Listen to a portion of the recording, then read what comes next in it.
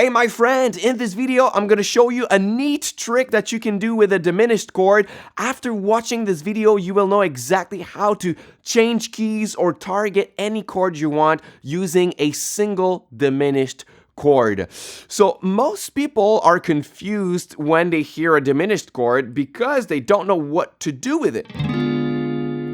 It sounds dissonant, you don't really know where it wants to resolve. So in a nutshell, a diminished chord is just 4 notes stacked on top of one another that are all 3 frets apart or 3 semitones apart. So you pick a note, let's say D, and then you go 3 frets up, 1, 2, 3, and then again, 1, 2, 3, and then again. And those are the 4 notes that you need. Da, da, da, da. And when you stack them on top of another in a comfortable voicing, it does a chord like this. So that is my favorite position to play diminished chord. And now when you hear something like this, you don't really know what to do with it because you don't hear a lot of diminished chords in pop songs and rock songs. You see a lot more major chords and minor chords, right? So the trick is to take any note of that diminished chord and move it 1 fret up, and that becomes your new landing spot. It can be any note, the bottom note, the middle notes, the top note. It works with all of them. So let's say that I pick the bottom note, D, I go 1 fret higher. That is an E flat, and that becomes my landing spot, my new resolution. So that is a E flat major chord. So I could play.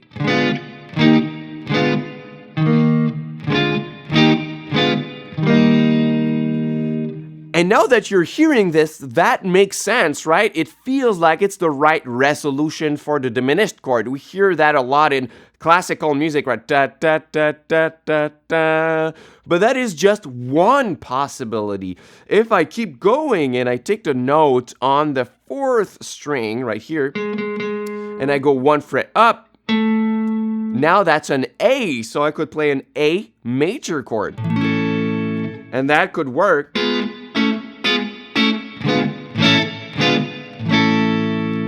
And that one also feels right in the same way that it felt right to resolve on E flat before, right? It feels like it's the right way to resolve each of the notes of the chords, right? So let's keep going. The note on the 3rd string, 1 fret higher, that's a C. So I could resolve to C major.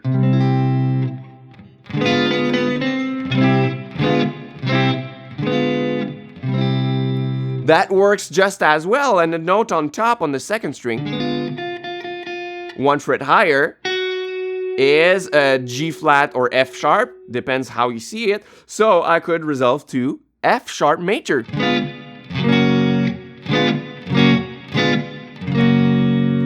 And they all feel right, and that is just 4 possibilities because we had major chord landing spots or major keys landing spot. It depends if you are modulating or not. Then you could have minor landing spots and it doubles our options, right? So I could do the same but with minor chords. Right? So E flat minor. And then this one would be A minor instead of A major.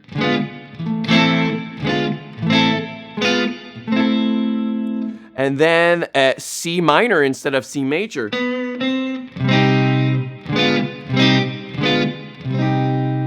And then F sharp minor instead of major.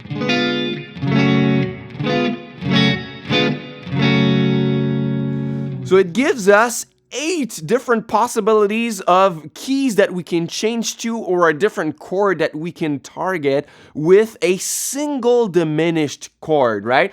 So now your next question is probably, what if the landing spot I want is not one of the 8 chords that we found?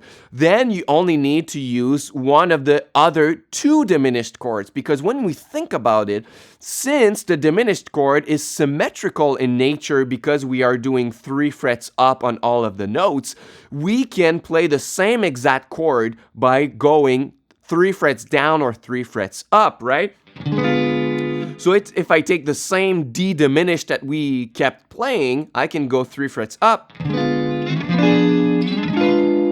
And it stays exactly the same chord, right? Same for 3 frets down.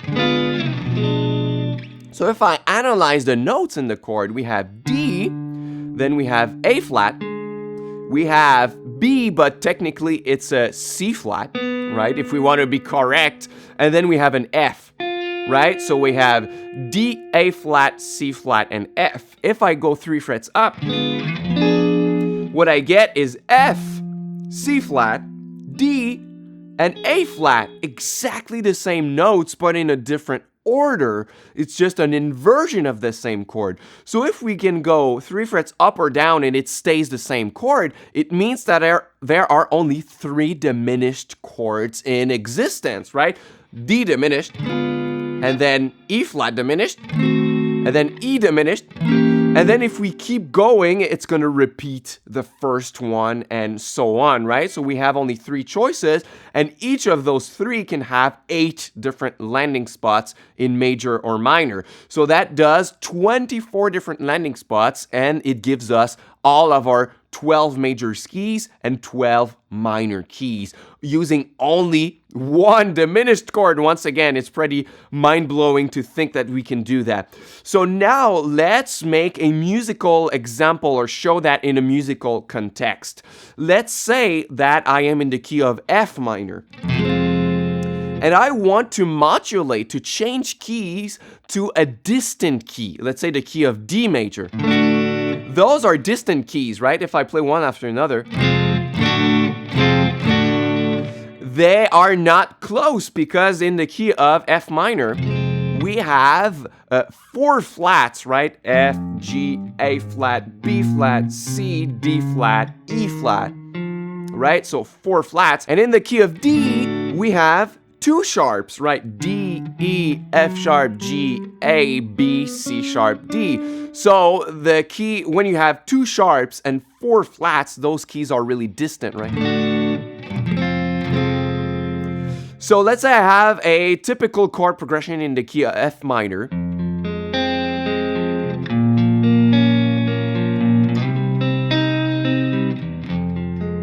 So that's F minor, and then the 4 chord B flat minor, and then the 5 chord C minor.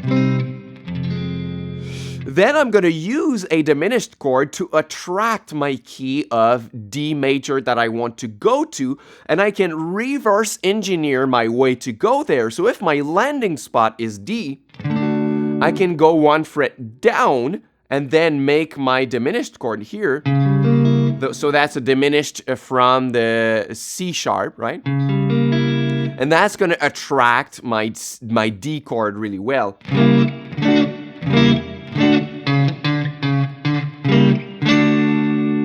So then I just have to insert my diminished chord into my progression.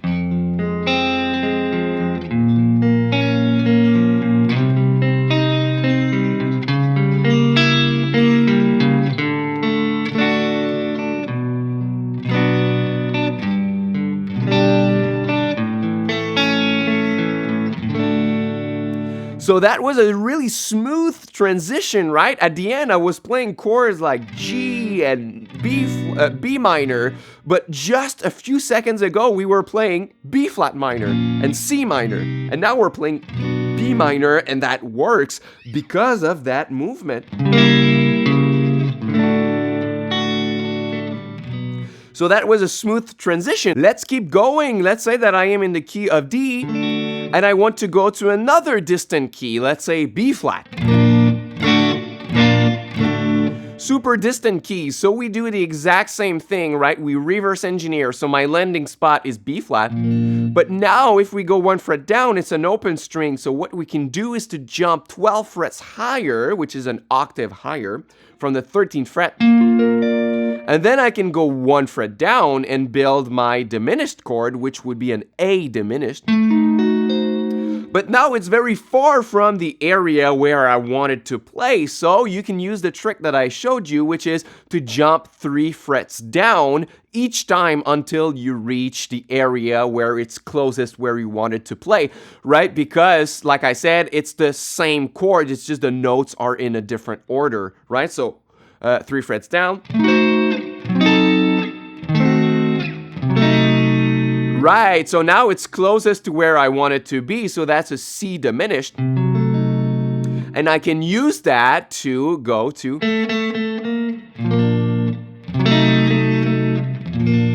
modulate to my key of B flat, right? So let's start in the key of D.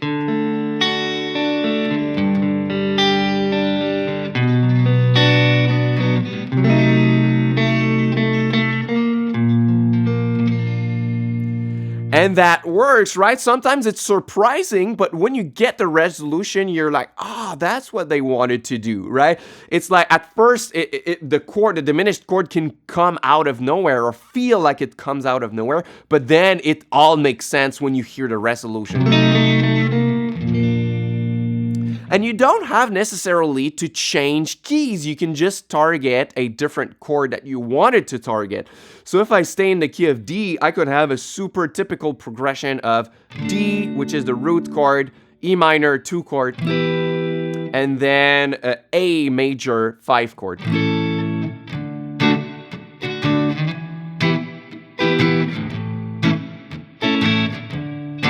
So if you want to put more emphasis on one of these chords, you can use the diminished chord to kind of attract it, right? So what we can do is the same, right? Let's say that I want to put emphasis on the E minor chord. I go 1 fret down, I build a diminished chord, and that's gonna work, right? Same if I want to attract the D chord. I go 1 fret down, I build my diminished. So if I play the same progression, but now I insert some of those diminished chords, go.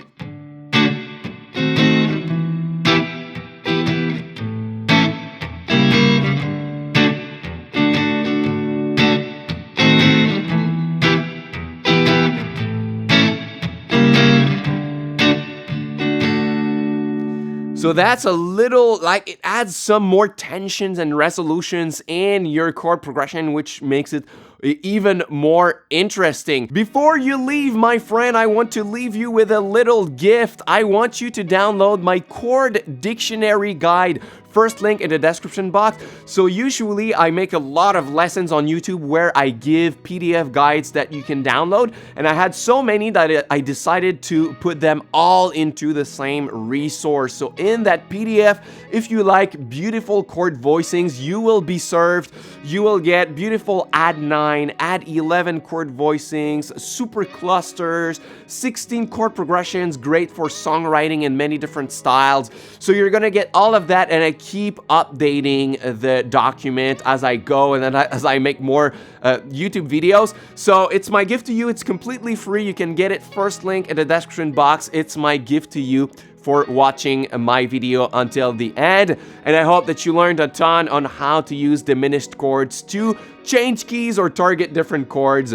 It's my pleasure. And if it's your first time on my channel, you can subscribe for more chord lessons and guitar content, and I'm gonna see you soon on a new video. Until next time, au revoir.